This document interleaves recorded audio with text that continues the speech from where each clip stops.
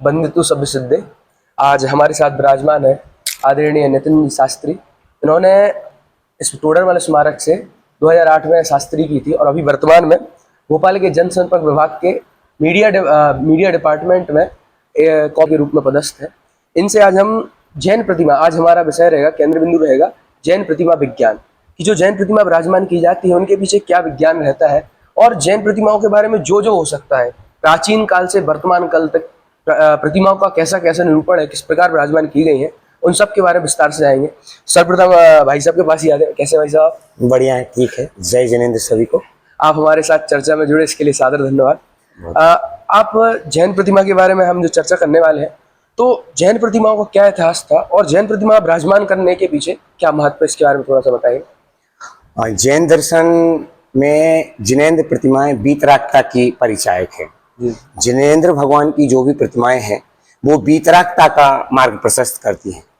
कहा भी गया है स्त्रोतों के माध्यम से कि दिष्टम जिनेंद्र भुवनम भवतापहारी, कि हे जिनेंद्र भगवान, आपकी जो प्रतिमाएं हैं, आपका जो स्वरूप है, उसे देख करके मेरे भाव का अभाव का ऐसा मार्ग प्रशस्त होता है। और जैन धर्म में पंच परमेष्ठी और श्रुत देवता की पूजा का विधान शास्त्रों में बहुत विस्तार से आया है। आप जितने भी जैन शास्त्र देखेंगे उनमें 9 देवताओं का वर्णन आता है। 9 देवताओं में जिन प्रतिमा को भी एक देवता का दर्जा दिया गया है, देवता माना गया है। जैन धर्म में प्रतिमाओं की पूजा बहुत प्राचीन है। यहाँ तक कि वैदिक परंपरा से भी प्राचीन सुवर्ण परंपरा में जैन प्रतिमाओं का बहुत अधिक महत्व रहा है। आचार्य विनोबा भावे हुए हैं, उन्होंने भी कहा है कि वैदिक परंपरा में जो प्रतिमाओं के पूजन की परंपरा आई है वो जैन परंपरा से प्रभावित होकर आई है। इससे आप अंदाजा लगा सकते हैं कि जैन परंपराओं में प्रतिमा पूजन का कितना महत्व है। अब आप ये कहना चाह रहे हैं कि जो वैदिक परंपरा प्रतिमा पूजन का चलन हुआ है जी, वो अभी नया नया हुआ है? नहीं, नया तो नहीं कह सकते। ईसा की पहली दूसरी शताब्दी से चलन विस्तार से प्रतिमाएं आई, लेकिन जैन धर्म में ईसा की शताब्दी के पहले भी जैन प्रतिमाएं विराजमान होती थीं। उनके शिलालेख भी मौजूद हैं। हाँ, वेदों में भी यज्ञ वगैरह का विवरण मिलता है। जी, वैदिक परंपरा में मुख्य रूप से होम आदि की परंपरा थी। प्रतिमा का चलन सुवर्ण परंपरा से वहां लिया गया। मैं आपको बताना चाहूंगा कि इसस्तुलक चंपू जो सोमदेव सूरी जी का है और आचार्य जिनसेन स्वामी ने आदि पुराण की रचना की। आदि पुराण में आचार्य जिनसेन स्वामी ने स्पष्ट कहा कि जब ऋषभदेव तीर्थंकर निर्वाण को चले गए तो भरत चक्रवर्ती को विचार आया कि मैं कैलाश पर्वत पे जिन आलयों का निर्माण कराऊं, जिन प्रतिमाओं की स्थापना कराऊं, और उन्होंने हिमालय पर्वत पर, कैलाश पर्वत पर 72 जिन मंदिरों का निर्माण कराया था और उसमें जिन प्रतिमाओं की स्थापना की थी। अगर अपन ईसा शताब्दी के 200 वर्ष पहले जाएं तो उड़ीसा का खंडगिरी बहुत प्रसिद्ध स्थान है, जिसमें संविधान में भी जिस शिलालेख का जिक्र किया है, ऐसा हाथी गुफा वहां पर है। उसमें एक शिलालेख है जिसमें मगध का राजा जैन प्रतिमा को जीत करके कलिंग लेकर जाता है। कलिंग की प्रतिमा को जीत करके मगध लेकर जाता है। और उन्हीं के कलिंग में एक सम्राट खारवेल हुए और वो प्रतिमा अपना मान सम्मान का प्रतीक मान करके मगध से युद्ध लड़के वापस भगवान आदिनाथ की प्रतिमा को लेके आते हैं। और वो प्रतिमा आज भी खंडगिरी में, तीर्थक्षेत्र उड़ीसा में आज भी विराजमान है। कलिंग जिनके नाम से भगवान आदिनाथ की वो प्रतिमा है। ऐसी वो प्रतिमाएं हैं। दिगंबर आमनाय में बहुत प्राचीन और भव्य प्रतिमाएं विराजमान हैं, अतिशयकारी हैं। और हमारे यहाँ सारी प्रतिमाएं वीतरागता का ही पोषण करती हैं। नहीं, एक जैन प्रतिमा के बारे में हम देखते हैं। जी जी। तो जैन प्रतिमा होनी कैसे चाहिए? जी। कई जो पुरानी देखते हैं तो जिनमें प्रतिमाओं के जो कान वगैरह होते हैं वो नीचे तक होते हैं। जी जी। तो वास्तविकता में प्रतिमा कैसी होना चाहिए? देखो, पूरा जैनागम वीतरागता का पोषक है जी। और जिनेंद्र भगवान की प्रतिमा भी वीतरागता की पोषक कही गई है। दौलत राम जी ने भी कहा है निरखत जिनि चंद्र वदन सुपद सूरजी आई। कि हे जिनेंद्र भगवान, आपकी प्रतिमा को देख करके मुझे स्वरूप का भान हो। तो प्रतिमा कैसी होना चाहिए? तो कहते हैं आचार्य जयसेन ने प्रतिष्ठा पाठ में लिखा है कि जिनेंद्र भगवान की प्रतिमा नासाग्र दृष्टि वाली होनी चाहिए। जिनेंद्र देव की प्रतिमा दिगंबर परंपरा में कहें चाहे श्वेतांबर परंपरा में कहें, दो ही आसनों में प्राप्त होती हैं। एक खड़गासन प्रतिमा, एक पद्मासन मुद्रा में। और दोनों ही मुद्राएं वीतरागता की पोषक होती हैं, नासाग्र दृष्टि होती है। और जिनेंद्र भगवान की जो प्रतिमा है वो वृद्धावस्था की नहीं होती।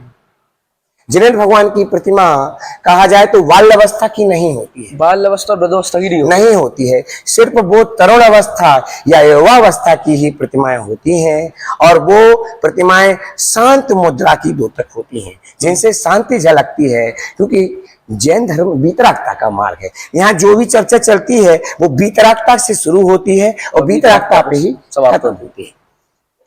बहुत ही सुंदर। जैन प्रतिमा में जो देखते हैं अभिषेक का प्रचलन हमारे यहाँ पे चलता है, निरंतर मंदिर में अभिषेक प्रक्षाल वगैरह होता है। तो अभिषेक के पीछे का क्या रीजन, अभिषेक होने का रीजन क्या है? देखो, जैन परंपरा में जो प्रतिमा का चलन है बहुत प्राचीन रहा है। और इसमें अभिषेक पूजन पद्धति भी बहुत प्राचीन है।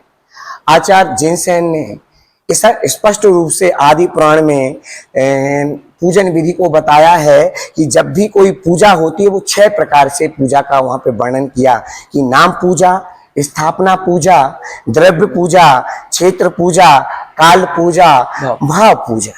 और जिनेंद्र भगवान की जो प्रतिमा है उसका अभिषेक प्रक्षालन वो इसलिए होता है कि उनकी वीतरागता प्रकट रूप से सभी को दृश्यमान हो, वीतरागता मलिन ना हो। इसलिए अभिषेक की परंपरा, पूजन की परंपरा आई। लोग अभिषेक के माध्यम से, पूजन के माध्यम से, प्रतिमा प्रक्षालन के माध्यम से अपने भावों को निर्मल कर सकें, पुण्य का संचय कर सकें और उस पुण्य के फल से वो निर्वाण की प्राप्ति कर सकें, आत्म स्वरूप में स्थिर हो सकें। इसलिए ये सारी परंपराएं, जितनी भी पूजन पद्धति है, प्रक्षालन पद्धति है, अभिषेक पद्धति है, वो जैनागम में मान्य है। और उसका महत्व आध्यात्मिक है, मात्र क्रिया मात्र नहीं है। आध्यात्मिक इसलिए है क्योंकि वो परिणामों को निर्मल करने वाले हैं।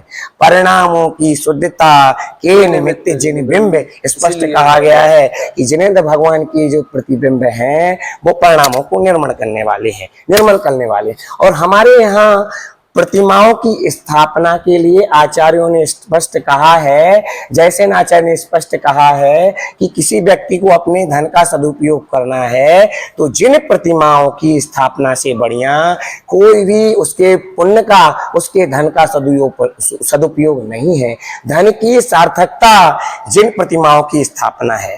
और हमारे यहाँ तो पंचकल्याणक आदि भी कहे गए हैं कि पंचकल्याणक आदि कराना चाहिए। वो इसलिए कराना चाहिए क्योंकि वो सम्यक दर्शन में निमित्त हैं, कारणभूत हैं। क्योंकि इनके पंचकल्याणक कराने से लोग जाएंगे और वहां जाकर के अपने परिणामों को निर्मल करेंगे, दीक्षा के भाव आएंगे, वैराग्य के परिणाम जमेंगे। इसलिए जिन प्रतिमा को पधरवाना, स्थापना करवाना बहुत ही महत्वपूर्ण क्रिया है। इससे बहुत अधिक पुण्य का संचय होता है, वीतराग का मार्ग प्रशस्त होता है। जो बीच में आपने बात कही थी वीतरागता मलिन ना हो, जी। इसका अर्थ यही है ना कि प्रतिमाओं में जो कड़ा धूल आदि लगते हैं, जी जी जी, तो उनको हटाने के लिए या फिर इसीलिए प्रक्षाल किया जाता है। जी जी जी। प्रक्षाल 2 प्रकार से होता है, इसे आप बताएं कैसे क्या होता है?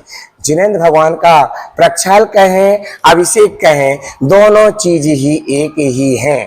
प्रतिमाओं का प्रक्षालन, परिमार्जन अपन जल से करते हैं और उसे कपड़े से, जो सूती का कपड़ा होता है, उससे प्रतिमा का प्रक्षाल, परिमार्जन करते हैं कि जिनेंद्र भगवान की वीतरागता बनी रहे, लोगों को जिनेंद्र भगवान के दर्शन होते ही रहे। मैंने पहले ही कहा कि दृष्टम जिनेंद्र भुवनम भवतापहारी।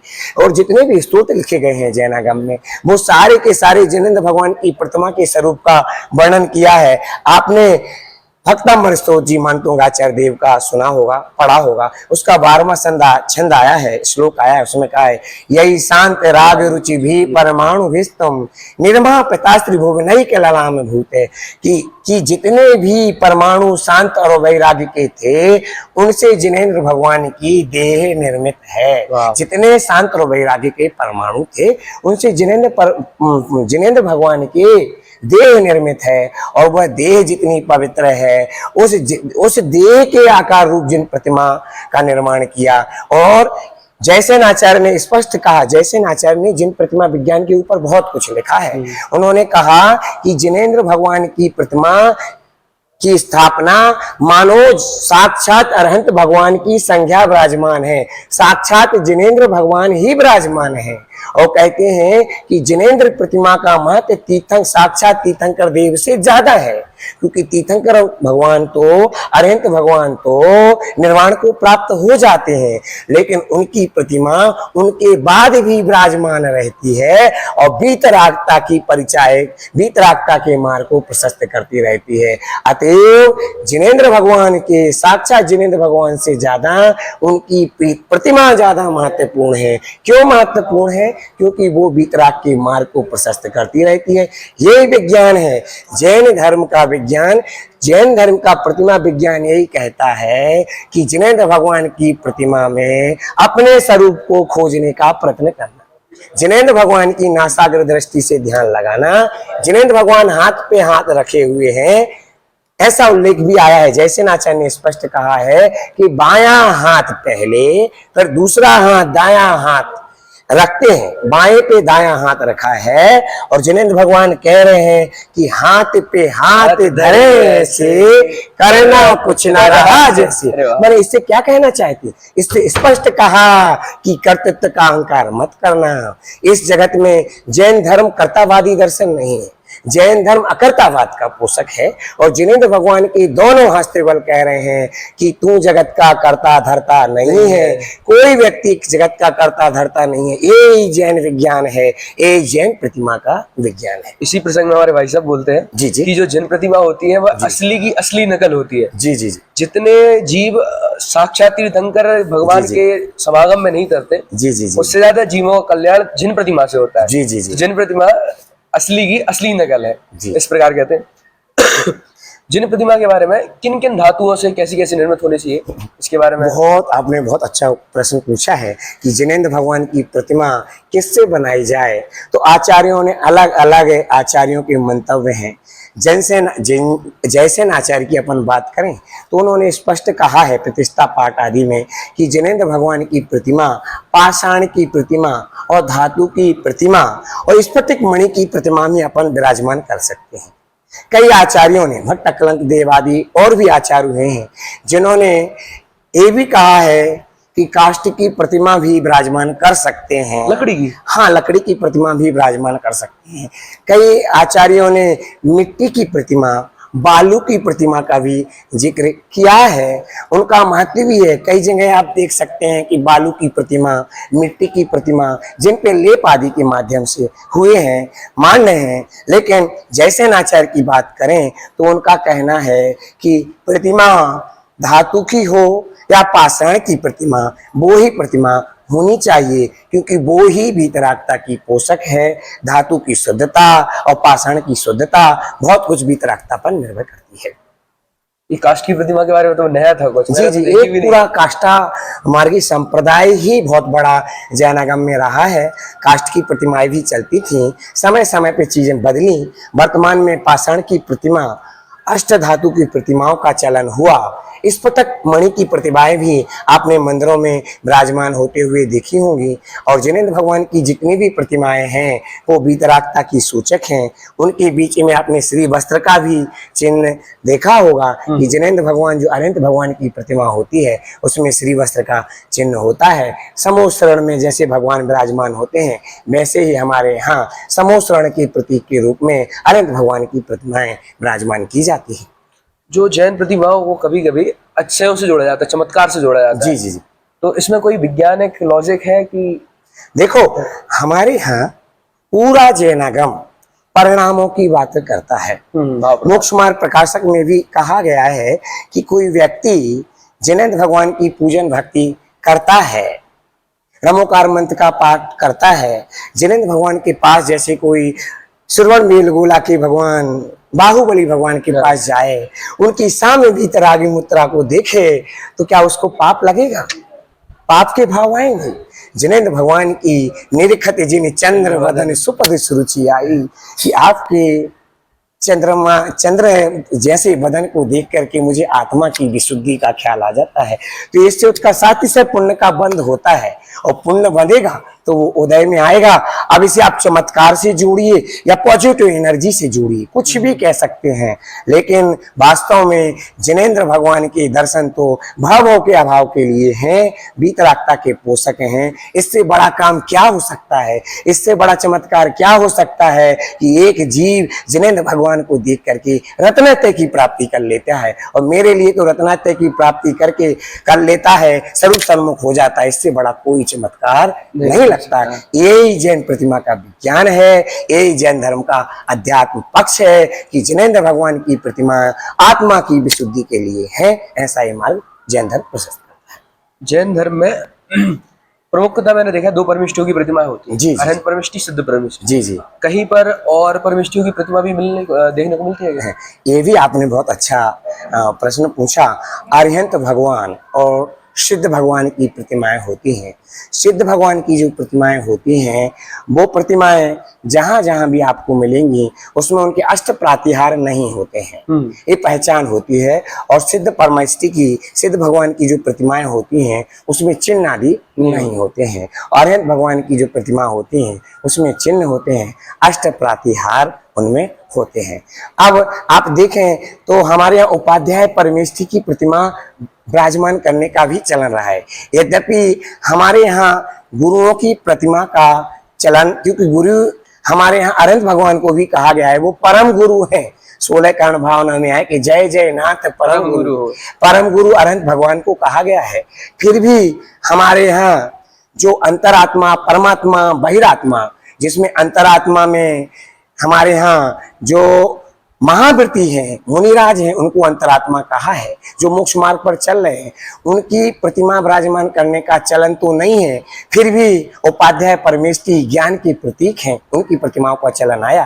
देवगढ़ में इसका प्रमाण है, जो वहाँ पे देवगढ़ में उपाध्याय परमेष्ठि की प्रतिमा विराजमान है, और उसके आप साक्षात दर्शन ललितपुर जाकर कर सकते हैं देवगढ़ से। जो प्रतिमा में खंडन का आता है कि जब और औरंगजेब वगैरह आए, प्रतिमाओं को खंडन वगैरह किया, तो प्रतिमा किस स्थिति तक पूजनीय है खंडन होने के बाद, और खंडन के बाद क्या बिल्कुल भी पूजनीय नहीं है? तो इसके बारे में थोड़ा बताएं। देखो, जिनेंद्र भगवान की प्रतिमा सदोष नहीं होना चाहिए, वो निर्दोष ही होना चाहिए, वीतरागता की पोषक होना चाहिए। हमारे यहाँ भगनाववेश को पूजन नहीं माना गया है। भगनाववेश माने जो खंडित प्रतिमाएं हैं, जिस प्रतिमा का सिर नहीं है, हाथ नहीं है, हीन अंग है, उन प्रतिमाओं को पूज्य नहीं माना गया है।